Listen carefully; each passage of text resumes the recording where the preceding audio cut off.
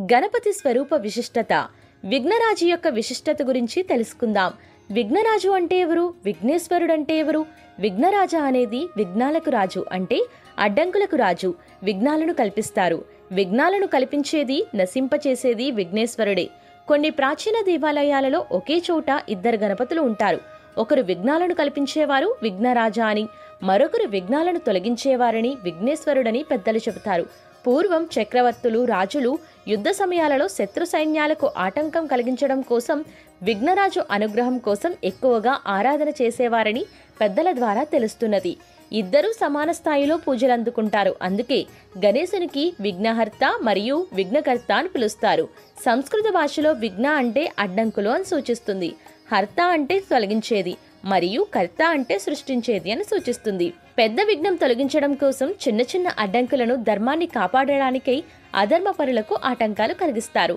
విఘ్నరాజు యొక్క వాహనం శేషనాగు. ఆధ్యాత్మిక పరంగా మానవునిలోని మమతను, అనుబంధాలను తొలగించి ఆటంకాలు, విఘ్నాలు కల్పిస్తాడు. ఆధ్యాత్మిక పరంగా మానవునిలోని మమతను, అనుబంధాలు తొలగించడానికి ఆటంకాలు, విఘ్నాలు కల్పిస్తాడు. గణపతిలోని ఈ రెండు శక్తులు ఆయనలో ఉండడం వల్లనే ఆయనకు విఘ్నరాజ మరియు విఘ్నేశ్వరుడు అని కొలుస్తారు.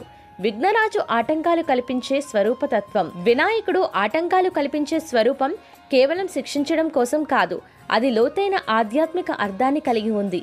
ఆయన కల్పించే ఆటంకాలు ఈ క్రింది తత్వాలను సూచిస్తాయి: మానవునిలోని అహంకార నాశనానికి, బుద్ధి పరీక్షకు, కర్మఫల శుద్ధీకరణకు.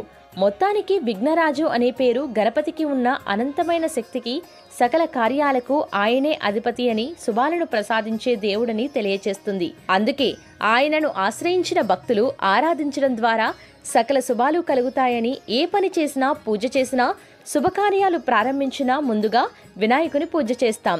ఆయన ఆశీస్సులు లేనిదే ఏ కార్యము సంపూర్ణం కాదని భక్తుల విశ్వాసం. ఓం నమో గణాధిపతయే నమః.